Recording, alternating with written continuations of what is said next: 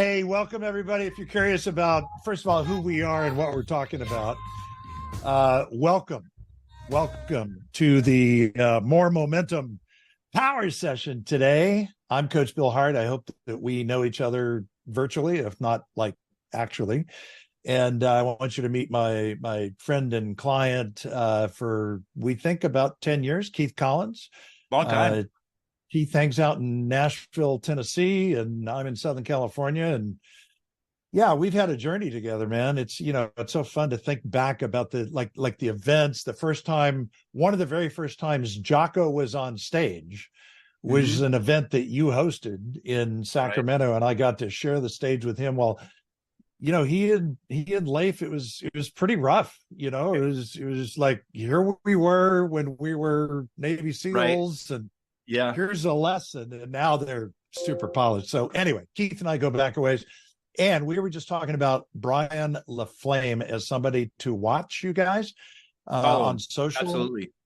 Yeah, he's a good guy to follow. Keith is always one of my first mentions of someone to follow on social. And Keith, your content is always just solid, and you do such a great job with it. It's true, man. I mentioned you, Denise Donahue, Dan Keller.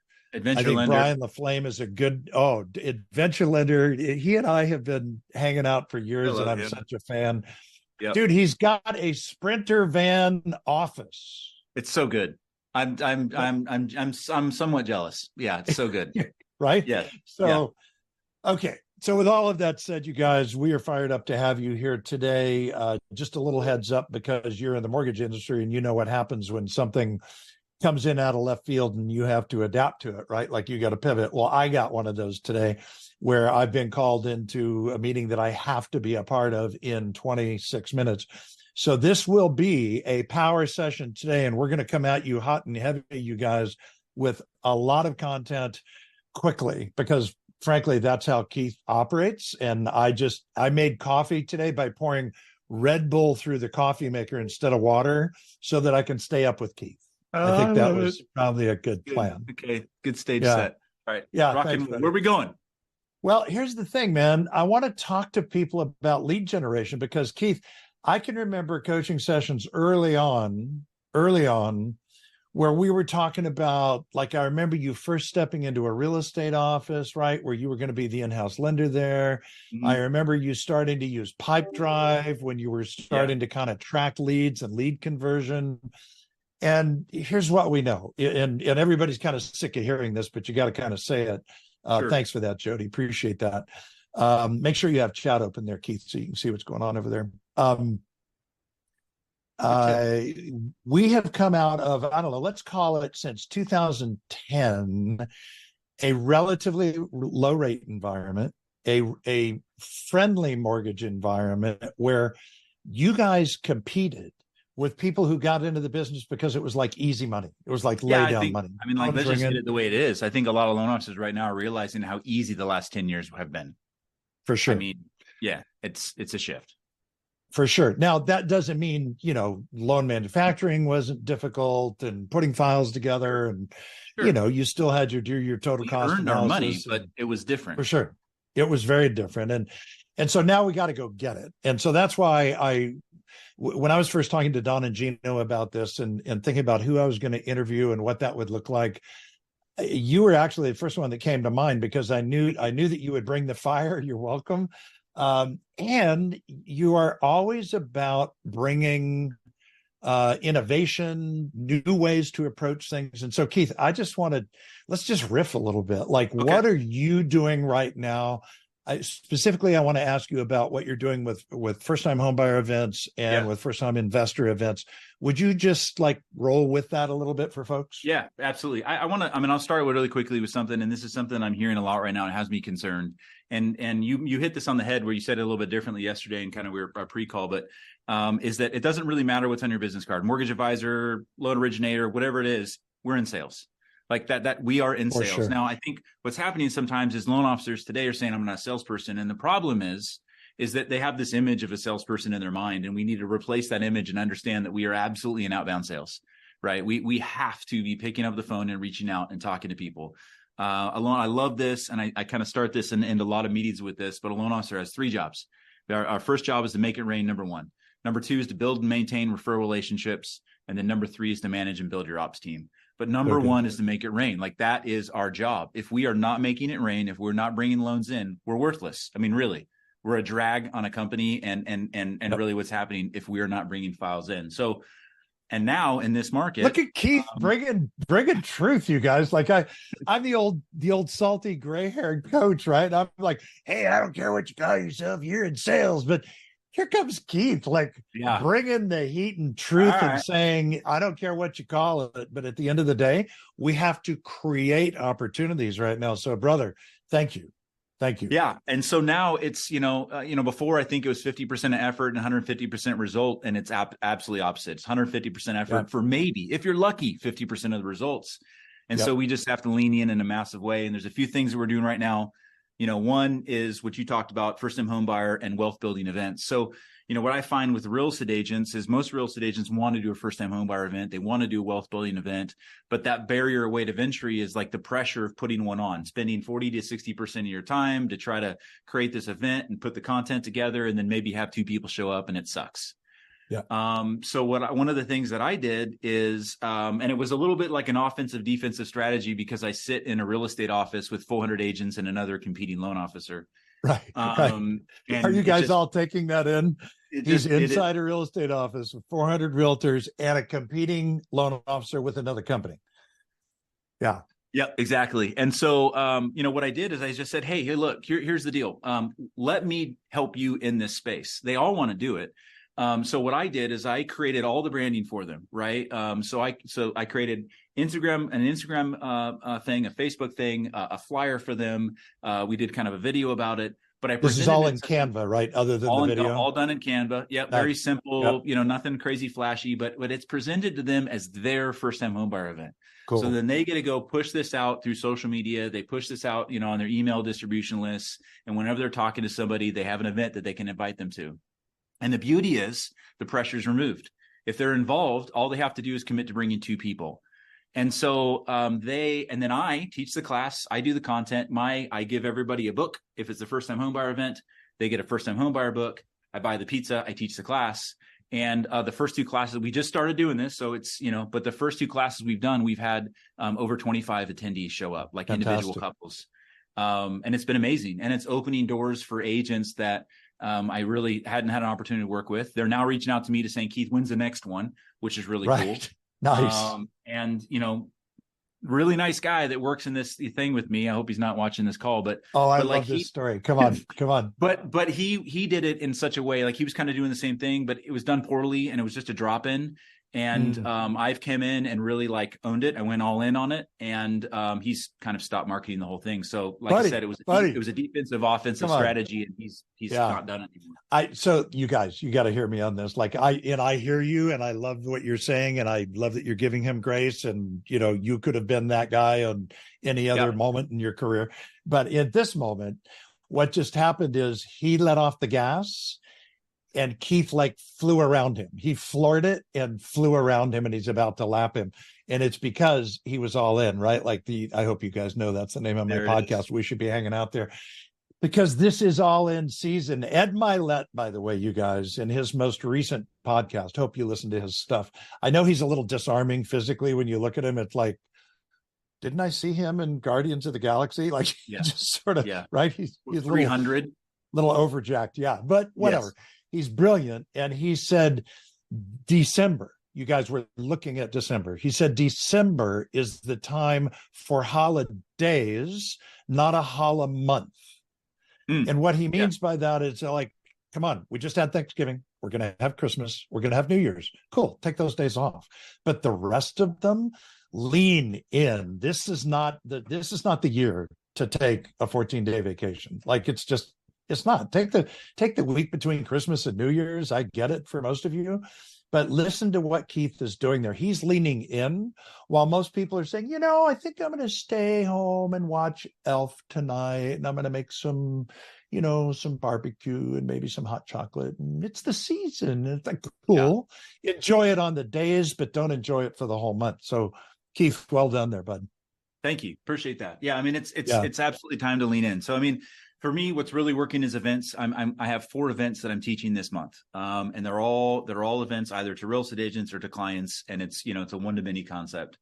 I think the other thing that's really working is we just got to pick up the phone and make outbound phone calls. And so one of the things our company has done is we created kind of a coaching. I don't know, a 12-week, what is it, a 12-week kind of coaching thing? And one of the things, boot camp. And one of the things that we're doing is we're taking a day for an hour where on virtual, on Zoom with screens on, we're just doing a power hour and making phone calls. And it's been great and a lot of success. There's been a lot of really cool conversation and had people who've never done this before, which boggles my mind, like in the mortgage industry, and you've never dedicated an hour and literally just called, right? Annual mortgage reviews, happy birthday calls, anniversary calls, whatever it is, checking in with the people. I started doing this with my sales group, right? We did one today. I had 4 people on the call, and we made, I think, 53 phone calls in 50 minutes, and had 20 some odd meaningful phone conversations. So we've got to find ways to really lean in and pick up the phone and talk to our customers, because I think about this, right? So like our clients, and this is the big block, like, I don't want to hear from you. They absolutely do. They absolutely do if you bring in value, because I wonder if when we don't follow up with our customers, maybe they start thinking like, was it just about the sale? And I think even specifically with real estate agents, right? The real estate agent takes all this time, develops this relationships, puts people in their car, shows them the property. They laugh, they cry, they talk about money, they plan their life, right? And they feel like they developed this friend.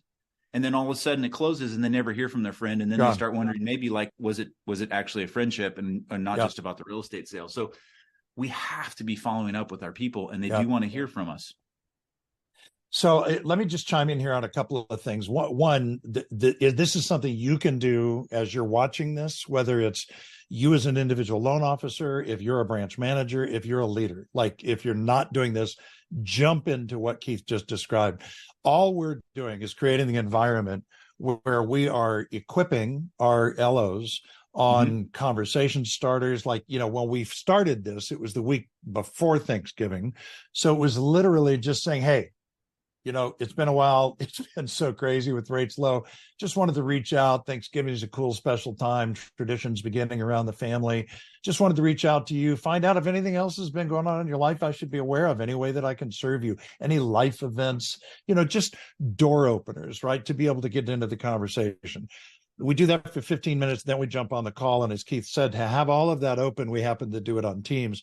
But I'm watching all these people. They're all muted. They're all on the phone. So they've either got AirPods in or they're holding a phone. I think a couple might have had headsets, like, old school telemarketers. But you could just see everybody making calls. And then we come back on. It's like, okay, so what happened? Share the results. You guys, please hear this from me. The magic of this, Keith, is when people start coming back, and as you said, they're talking about, well, actually, I just spoke to someone and they've got, an ill family member, and they're talking about building an ADU in the backyard and they need a rental loan. Cool. We're talking to somebody who actually I had somebody tell me this on my call. I called a guy. He was previewing property as a customer with his son. Coincidentally, like, this is amazing. You would call right now. We actually don't like this house, but we do need a good realtor. Wow, I've got a fantastic realtor for you. And by the way, I can obviously help you with the loan on this next one. It's just conversation after conversation after conversation. So if you just think about it this way in terms of lead gen, in my mind right now, it's step into the uncomfortable, which is making outbound calls. Look for opportunities to hear what's happening at their end, because everybody's got something going on, you guys. If my wife and I were just talking about this last night, Keith, you never know. We hear this all the time, but you never really know what's happening in somebody's life. And if you just make the call and you step in, my husband just died. We've got a kid that's starting college. Both kids have left the house now. We're thinking about maybe smaller, but we don't really know how we'd step into that. Every single one of those provides an opportunity for you as a loan originator to be able to step in and say, you know what, let me send you something. I've got an article, I've got an infographic, I've got a similar situation, whatever it is. They go into your database, which could simply be your phone, by the way, email or a text, if this is somebody you've never spoken to before. But if they're in your database already, you just make the note and set a reminder. Right, Keith? Like, make the note, set a follow-up reminder. So you build this kind of flywheel rhythm to the contact.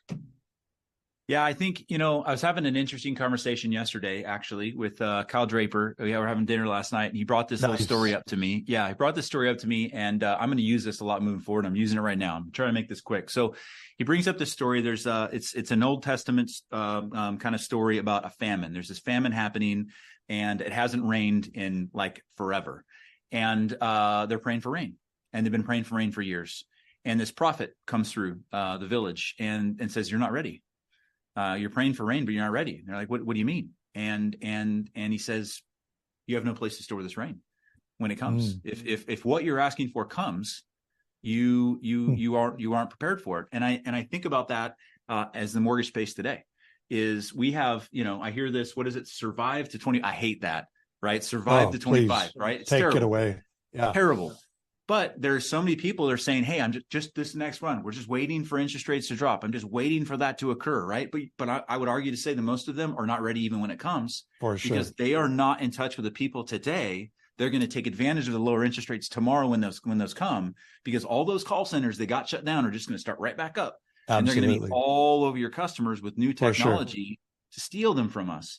So that's another thing. We're talking about lead generation today. There are things that I didn't write handwritten cards the last 2 or 3 years. I'm freaking writing handwritten cards. Like these are things that I should have been, right? But these are all things that we need to be doing right now. But if you don't have a detailed CRM in place, you're not doing your annual mortgage reviews, you're calling on your birthdays, and you're checking with your customers on a regular 30, 60, 90 day standpoint, when what you hope happens actually does happen, you're not going to capitalize on the opportunity in front of you because you're not ready.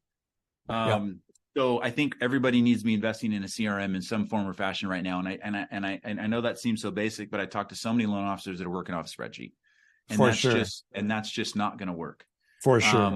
But if we were going to lean into that, it's actually really easy. Just take your closed loans from November of 2020, 2023, 2022, 2021, 2020, 2019, and just call them and just check in. Exactly. I'm going to go. Finish your thought. Sorry. No. I'm good. Go. We got to go fast on this. Well, I just want to add, one. I just dropped into chat here. It's a very simple document. Go ahead and just open that up. It's 5 questions. I just heard this morning, Keith, I've got an elite mastermind coaching group like you do and inside our organization. And these are 5 of our best, actually 6 of our top people. And every 2 weeks we get on a call, and it's just always magic, when you're sharing great ideas. And one of the guys said, "Hey, I just sent out," actually, it wasn't him, it was somebody that works for him. He said, "I sent this card out as via email." So just make sure you've got this open here. Think about this, you guys. If you sent this to your database, full name, what do you think today's average rate is for a 30-year fixed mortgage? Do you need access to home equity for debt consolidation, home improvement, or a down payment for a new home? Are you thinking of buying a primary, secondary investment property in the next 1 to 2 years? Lastly, who do you know that should be a new homeowner, including families that need a 0 down payment loan with name, address, and phone? Thank you for that. And so it's a super simple document. But here, let me tell you the results. He sent it to 750 people in his database and got 72 responses back. 72 leads, Keith, like boom, right now, I want to have a conversation. He incented it with a $250 Amazon gift card. So for $250, you send this out for free. You know the math on your database. You tell me. One of the guys on my call said, "Dude, I've got 4,000 people on my database. If I get an 8% return, that's ridiculous. Like all of a sudden we're busy, like rates drop to 5. So you guys, it's make the calls, send the mailers. I laughed when they told me this because I said, "I have to tell you, man, we were doing this in the 80s with a frozen turkey as an incentive." Like, everything old is new again, right? It's like, come on, man, we need to be mixing it up right now and adding more plug wires. One of the things that Wally Elabiari talks about, and I hope you guys follow him, even if you can't spell his last name. Wally book is really good, by the way. If you want to buy that book, you want to buy a good book for the holidays, buy 24/7 Mindset. I picked it up. I'm like halfway through it. That's a really good mortgage book. It is really solid. Let me just tell you quickly, because Wally is a master of lead gen. So he's talking about working 24 hours a week, 7 months a year, and he lives that. Like he lives that. I was in Dallas with him 2 months ago, spoke to his group. I see what he's doing there. But one of the things that he talks about is like, what is your 6-lane highway? And what he means by that is, what are the various different pillars of business that you have where leads are coming from? So the pillars that you had before might have been, I answered the phone, I had a group of 27 realtors, and life was good. But right now you might be saying, you know what? I need a financial planner. I need an insurance agent. I need to be working my database. I need to be in dialogue with them. Keith, I want to make sure everybody hears from you the way that you work social with your, is it now 10, 10, 10, or what is it right now? I'm stepping that up here, but yeah, 10, 10, 10 is kind of the starter point. There is 10, it's 10, the problem with social is the desk scroll, right? And so, we get into it and we think we think that we're working and we're not. We need to keep the social and social, if you will. So it's 10 likes, 10 comments, 10 direct messages, and then I switch over to Facebook and do the same thing. But I mean, there's so much opportunity on social media. We just don't jump after. I just landed. I was having a coffee appointment with somebody who said, "Oh, I know somebody that's following you." And so I sent a message to the person that was following me. She's a real estate agent here in Nashville. She's actually very successful. I said, "I just had coffee with so-and-so. Like, I don't even know him. She just followed me on social media. I just had coffee with so-and-so. He mentioned you had some great things to say. I thought I would just reach out. How's this crazy real estate market treating you?" Dude. We just start having a communication on Instagram DMs, and now we have an appointment in 2 weeks to have a cup of coffee. Like, the problem is we're not utilizing social media. We're not being intentional in it, right? Like, we're not showing genuine interest in another person on social media, connecting, communicating, and then asking. Like, ask to have coffee. So I want to share something. This is from you, Keith. So what I just put in there, just, you guys know the drill here on Zoom. We're going to be gone here in 7 minutes. When there's a link, open it up in a separate browser window so you've got it right once the call is done. But this is what I learned from Keith. There's a way to set up Facebook lists so that you can go in tactically and look at just your realtors or just your financial planners. It's a little bit manual. It's not like perfectly automated, but it is a way to get away from the cat videos from the person that you went to college with. Like, I don't care about that right now. And it's a way for you to be very deliberate about it. So I would say that. And then Sonia, if it's possible for you to drop into chat, you've got Wally's book. Would you please put Forget Everything You Know About Social Media by Kyle Draper in there? Because I think, to Keith's point, Kyle has written a book, you guys. It's the first book that I could honestly point to and say, this guy is just being real about the way to utilize, particularly in sales, the way to utilize, thank you so much for that, the way to utilize social media. His point to you would be, think of it this way, you guys. I wrote the foreword for the book, so I'm kind of familiar with it. If you had a party and you invited the realtor over, and that realtor came in with a stack of like property flyers on their latest listing and said, "Hey, have I told you about 123 Easy Street? Hey, I got a new listing on 123 Easy Street." You'd never invite them back. Like, you would never invite them back. So why do we show up on social like that? Why are we showing up talking about 10-year treasury and bond programs? And I mean, there's a moment for that, but just be you. One of the cool things about Keith on social is you'll begin to see what he's passionate about, what he's experiencing day in, day out, right, with borrowers and with realtors. But you'll also see him talking about his kids, his wife, his property, the things he values, what matters to him. It's what makes you believable, Keith. And I'll bet on more than one occasion, you've had people say to you who you've never met, "I feel like I know you." They'll ask me like, "Hey, how's tractor time doing?" And I'm like, right. It's that, and that's only in my stories. I got a really cool blue tractor and I like to ride it around. Right. So if we were to jump into this and 100%, I want to give something super tactical here. So Instagram actually maybe recently changed the algorithm, which is kind of cool. So if you're actually in the Instagram app, top left-hand corner, it says Instagram, there's a drop down. Well, if you click that drop down, it actually says following and favorites, and you're allowed up to 50 people that you can put into your favorites in Instagram. And so this is one of the things that I do. Here's the problem. Again, like, how do I know that the people that I want to see when I go in and start scrolling are the people I want to see? Like, I only have 15 minutes to go in there and have meaningful conversations and engage. Well, if you put people in your favorites, and then you go in and click the favorites, it resorts your entire feed to just those 50 people. And then you can go in and comment, like, share, and DM. And then so what I do is I have a list of agents every month. So I could have all the Kardashians there. Perfect. Exactly. Okay. You Just could wanted to totally make do sure. that. Yeah. Okay. Good. Yeah. Good. Yeah.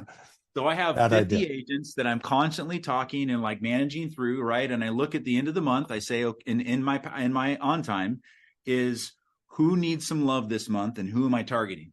And so I go into my favorites and I just reorganize that list. And I just make sure throughout the month, I'm if I only have time to engage, I'm seeing those people. And all you do is literally Nice. click a button and it completely resorts your feed to just Brilliant. those 50 people. Brilliant. Yeah, that's a new one for me, dude. That's money. I've just made notes on that, so I'm super excited about it. Dude, what one more thing as we think about lead gen right now, you think about your business, where your time is being well spent, where you're starting to see some traction or ROI. Is there anything else that we haven't touched on? I think that the loan officer of the future also has to have a component of self lead gen. Yeah. I think the loan officer that is fully relied on real estate agents to provide opportunities is not going to work. And I think that if we have those 6-lane highways or your business pillars, I think a business pillar has to be something that is generating opportunity for you directly from the consumer, not from a third-party business to business, not from a financial planner, not from a CPA, not from a real estate agent. And so the one thing that we're doing, and I don't know if I have the time to really dive into it, but is 100 strong. I set up a nonprofit, 100 guys get together, 100 very amazing men get together once a quarter, 3 local grassroots charities pitch. We each bring $100 and we give away $10,000 a quarter. We give away $40,000 a year. And it's really easy to build. It's really easy to work. And I'm hanging out once a quarter with 100 amazing, influential businessmen in the community. And that's generating awesome engagement, opportunity, community. I think we are all searching for a community of really, like, I look left, I look right. These are all amazing people I want to be with. But it's also opportunity for the business. Does that make sense? Yeah, it's brilliant. And, so that's and the amazing thing about right now.